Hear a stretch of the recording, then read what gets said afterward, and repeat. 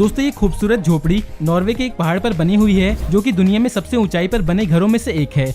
इसकी ऊंचाई सी लेवल से 4000 मीटर है, जो कि दुनिया की सबसे लंबी बिल्डिंग बुर्ज खलीफा से 5 गुना ज्यादा ऊंची है। और ये झोपड़ी इस वक्त स्विस एल्पाइन क्लब की प्रॉपर्टी है, जिसका इस्तेमाल इन लोगों ने शायद ही कभी किया होगा। इन्होंने इसे किसी इमरजेंसी से निपटने के लिए बनवाया था, जो कि 1970 में पहले विश्व युद्ध के करीब 50 साल के बाद बनकर तैयार हुई थी। इस घर में 10 बेडरूम और इसके अलावा एक वर्किंग रेडियो फोन भी मौजूद है, जिसका इस्तेमाल क्लाइंबर्स किसी इमरजेंसी सिचुएशन में कर सकते हैं। और दोस्तों इस घर का नाम बेल्जियम में रहने वाले एर्नेस्ट सोल्वे के नाम पे पड़ा था, और इन्होंने 1904 में 20,000 फ्रैंक्स पहाड़ पर बनने वाली इस झोपड़ी के निर्माण के लिए डोनेट किए थे। और दोस्तों इतने ऊंचे पहाड़ पर बिल्डिंग मटेरियल्स ले जाने के लिए केबल्स का उपयोग किया गया था। वेस्ट मैनियजा। दोस्तों ये आइसोलेटेड घर आइसलैंड के साउथर्न साइड में मौजूद एक छोटे से टापू पर बना हुआ है, जो सही मायने में दुनिया से अलग एकांत में बना हुआ घर है, जहां आपको अटलांटिक से आने वाली समुद्र की लहरों की आवाज के अलावा कोई भी दूसरी आवाज डिस्टर्ब नहीं करेगी। और दोस्तों इस घर को लेके बहुत से लोगों के मन में सवाल उठते हैं कि भला इस घर में कौन रहता होगा। तो इसी बात को लेकर इसके मालिक ने कई आर्टिकल्स भी लिखे थे, जिसमें इस घर में रहने का डेयर दिया गया था। और कुछ सालों बाद आइसलैंड की सरकार ने अपने ही देश की एक फेमस सिंगर को ये पूरा आइलैंड गिफ्ट कर दिया था, क्योंकि उन्होंने अपनी सिंगिंग से दुनिया भर में आइसलैंड का नाम रोशन किया था। इस सिंगर से बात करने के बाद पता चला कि ये इस घर का इस्तेमाल अपने गानों को रिकॉर्ड करने के लिए और खुद को वक्त देने के लिए करती हैं। और यहाँ पे रहने वालों के लिए फ्रेश वाटर की कोई भी व्यवस्था नहीं है, और इसके लिए बारिश के पानी को हार्वेस्ट किया जाता है और एक स्पेशल सिस्टम से इस पानी को फिल्टर करके इस्तेमाल में लाया जाता है। दोस्तों इस जगह को नेचर रिजर्व के तौर पे सरकार के द्वारा प्रोटेक्ट भी किया जाता है। और दोस्तों कुछ टूर कंपनीज इस जगह की ट्रिप भी करवाती हैं, और यहाँ का लैंडस्केप दुनिया की सबसे खूबसूरत जगहों में से एक है। Red cottage. दोस्तों इस आइसोलेटेड जगह को एक परफेक्ट नाम दिया गया है, जो कि एक बड़े रूम के बराबर आइलैंड पर बना हुआ है। और कनाडा में तो ऐसे छोटे छोटे आइलैंड के झुंड मौजूद हैं। सेंट लॉरेंस नदी में ऐसे ही हजारों आइलैंड मौजूद हैं, जो कि अमेरिका और कनाडा के बीच बॉर्डर का भी काम करते हैं। और दोस्तों 1950 में साइजलैंड फैमिली ने इस आइलैंड को खरीदा था, क्योंकि ये लोग अपने लिए एक शांत और खूबसूरत जगह को तलाश कर रहे थे, जहाँ पे अपनी फैमिली के साथ छुट्टियां बिता सकें। और दोस्तों इस छोटे से आइलैंड पे घर बनाने के लिए उन्हें इसके किनारों तक घर की दीवारों को बनाना पड़ा था, जो काफी रिस्की भी था, क्योंकि ऐसी दीवारें कभी भी बैठ सकती थीं। पर दोस्तों ये लोग पीछे नहीं हटे और इस रेड कॉटेज को बना दिया। इसके बाद से आज तक ये ऐसे ही टिका हुआ है, और ऐसा करके इस फैमिली ने इस वीरान पड़े आइलैंड को एक नई जिंदगी दे दी। Hermitage of saint कोलंबानो।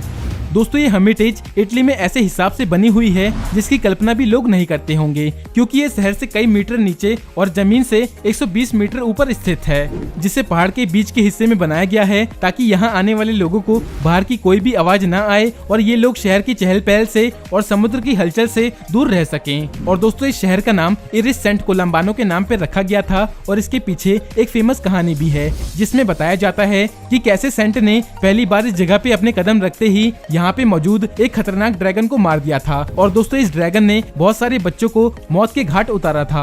और अब इस जगह को उन लोगों के लिए प्रोटेक्ट करके रखा जाता है जो इसके आसपास रहते हैं, ताकि वो यहाँ पे आके कुछ सुकून के पल बिता सकें। और इसको 1966 में एक चर्च के तौर पे रिस्टोर किया गया था, जिसके बाद इसे आम पब्लिक के लिए खोल दिया गया, और यहाँ आने वाले और प्रार्थना करने वाले लोगों को फ्रेंड्स ऑफ कोलंबानो भी कहा जाता है। कासा माला पाटे। दोस्तों ये मॉडर्न आर्किटेक्चर की एक नायाब कलाकारी है, जिसे बनाने का काम 1937 में शुरू किया गया था, और इसके चीफ आर्किटेक्ट ने इसे बनाने से पहले कई डिजाइन को रिजेक्ट कर दिया था, और आखिर में आके खुद ही इसके डिजाइन को तैयार किया था, और इन्होंने इसे खुद ही बनाया भी था। और दोस्तों इस काम में इनकी मदद वहाँ पे रहने वाले मजदूरों ने की थी। इसके अलावा दोस्तों ऊपर से देखने पर ये बिल्डिंग बहुत ही ज्यादा खूबसूरत और अट्रैक्टिव दिखती है, और इसे सी लेवल से 32 मीटर ऊंची चट्टान पे बनाया गया है, जहाँ पे पहुँचने के लिए आपको इस आइलैंड को पैदल पार करके ही जाना पड़ता है, वो भी करीब 90 मिनट तक लगातार चलकर ही यहाँ पे पहुंचा जा सकता है। लेकिन दोस्तों एक बार यहाँ पे पहुंचने के बाद आपकी सारी थकान गायब हो जाएगी, क्योंकि इस जगह की खूबसूरती आपका मन मोह लेगी। और दोस्तों इस बिल्डिंग का इंटीरियर और एक्सटीरियर 1963 की एक फिल्म कंटेम्प्ट से इंस्पायर्ड है। Villa McLean. दोस्तों विला मैकलिन एक ऐसा घर है जो कि दिखने में किसी सीनरी से कम नहीं लगता। इसको छोटे छोटे पहाड़ों को काट कर उनके बीच में बनाया गया है और ये जगह उन लोगों के लिए एक परफेक्ट डेस्टिनेशन हो सकती है जिन्हें अपने घर के बाहर एक खूबसूरत नजारा चाहिए होता है। दोस्तों इस घर का डिजाइन ऐसा है कि आप इसकी टेरेस पे बैठकर बाहर की अमेजिंग व्यू को एक्सपीरियंस कर सकेंगे, जो कि दिखने में बिल्कुल सीनरी जैसा लगता है। और दोस्तों इस विला को बनाने में सिर्फ बेसिक मटेरियल्स का इस्तेमाल किया गया है, जिसमें वहाँ के लोकल पेड़ों की लकड़ी का इस्तेमाल किया गया है और इसे गर्म रखने के लिए भी लकड़ियों का ही इस्तेमाल करते हैं। दोस्तों इसके एक तरफ आपको दूर तक फैला हुआ समुद्र दिखाई देगा तो दूसरी तरफ खूबसूरत हरियाली। और दोस्तों ये जगह आपकी आंखों को हैरत में डालने के लिए काफी है। और दोस्तों यहाँ पे आने के बाद आप अपने साथ कभी ना भूलने वाला एक्सपीरियंस लेकर जाएंगे। Stockholm Sweden. दोस्तों स्टॉकहोम स्वीडन से कुछ ही मील की दूरी पे एक खूबसूरत घर बना हुआ है जिसे वहाँ की सबसे ऊंची जगह पे बनाया गया है और इस घर का एरिया 137 स्क्वायर मीटर में फैला हुआ है, जिसके आसपास नेचुरल ब्यूटी की कोई भी कमी नहीं है। और इस घर के अंदर आपको लिविंग रूम, गेस्ट रूम, एक किचन और बाहर का एक खूबसूरत नजारा देखने को मिलेगा। इसके सामने एक बड़ी सी छत भी बनी हुई है जहाँ पे आप रिलैक्स करके रिफ्रेश भी हो सकते हैं। और दोस्तों यहाँ पे आपको रिलैक्स होने के लिए किसी एक जगह पे बैठने की जरूरत नहीं पड़ेगी, क्योंकि इस पूरे घर को ऐसे बनाया गया है कि आप कहीं भी बैठ जाएं, वहां पे आप रिलैक्स हो सकते हैं। कैट्स की पिलर। दोस्तों सेंट्रल जॉर्जिया में 130 फीट ऊंची जिस पहाड़ी पर ये घर बना हुआ है वो पहाड़ी दिखने में किसी पिलर जैसी लगती है और इसके साइड से ही एक नदी भी बहती है और इस नदी की वजह से यहाँ के आम लोग इस पिलर को पिलर ऑफ लाइफ के नाम से भी जानते हैं। और दोस्तों काफी लंबे समय तक ये पिलर ऐसे ही पड़ा रहा था क्योंकि इस पे किसी का भी चढ़ना संभव नहीं था और ये अनजान जगह वहाँ के लोगों के साथ साथ बाकी लोगों की समझ के बाहर थी। पर दोस्तों 1944 में ये सब बदल गया और यहाँ पे रिसर्चर्स की टीम आनी शुरू हो गई, जिसके बाद रिसर्च में पता चला कि इस पहाड़ को मध्यकालीन युग में स्टेब्लिश किया गया था। दोस्तों हिस्टोरिकल जॉर्जिया में 4वीं सदी में क्रिश्चियन ने अपने कदम यहाँ पे जमा लिए थे और इसी से रिलेटेड एक चर्च भी इसी पहाड़ी पर मिला था जिसे 7वीं सदी में बनाया गया था। और दोस्तों इस जगह के मालिक पिछले 20 सालों से एक ही इंसान है जिसे जॉर्जियन मॉन्क कहा जाता है। और दोस्तों इस मॉन्क की लाइफस्टाइल तो कई लोगों का सपना होता है, क्योंकि इस जगह पे बैठ के वो इन खूबसूरत नजारे को देख सकते हैं जिसे शब्दों में बयां कर पाना बहुत ही मुश्किल होता है। और दोस्तों इस चर्च में औरतें नहीं जा सकती क्योंकि उनका इस पिलर पे चढ़ना मना है। थैच्ड हट पनामा। दोस्तों इस छोटे से आइलैंड पे बना ये थैच्ड हट इसी आइलैंड का हिस्सा लगने लगा है। इसके यहाँ से हटने पर कुछ अधूरा सा लगने लगेगा।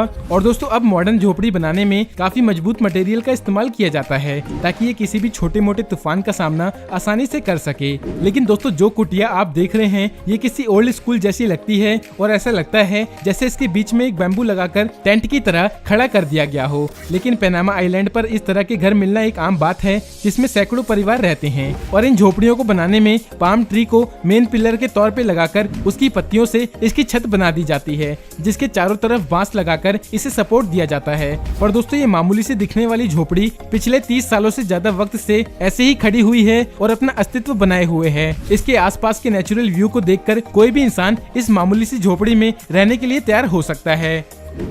Holi Trinity monastery. दोस्तों ये जगह एक धार्मिक स्थल है जो कि ग्रीस में स्थित है। ओरिजिनली ये मोनेस्ट्री एक मेटियोर पर बनी हुई है और दोस्तों इस मोनेस्ट्री की एक सीरीज थी जिसमें से ट्रिनिटी उन तमाम पुरानी मोनेस्ट्री में से बची हुई एक आखिरी जगह है जो कि आज भी टूरिस्टों के लिए खुली हुई है। दोस्तों ये जगह ग्रीस देश के कलम्बाका टाउन में मौजूद है जहाँ इसका निर्माण 1476 में किया गया था और इसे जमीन से 130 फीट ऊंचे इस पहाड़ पर बनाया गया था, जहाँ तक पहुँच पाना सबके लिए पॉसिबल नहीं था क्योंकि यहाँ पे जाने के लिए एकमात्र रास्ता रोप क्लाइंबिंग था और सेफ्टी के नाम पे इस रस्सी के नीचे सिर्फ एक नेट लगा हुआ था। लेकिन दोस्तों सदियों बीत जाने के बाद अब यहाँ पे पहुँचने का तरीका भी बदल गया है और आपको यहाँ तक पहुँचने के लिए सिर्फ 140 सीढ़ियाँ ही चढ़नी होंगी जिन्हें इन पत्थरों को काट कर बनाया गया है। और ये मोनेस्ट्री अपने आप में आइकॉनिक पीस है जिसे यूनेस्को ने वर्ल्ड हेरिटेज साइट की लिस्ट में भी जगह दी हुई है। तो दोस्तों बस आज के इस वीडियो में इतना ही। अगर आपको मौका मिले तो आप इनमें से कौन सी जगह पे सुकून पाने के लिए जाना चाहेंगे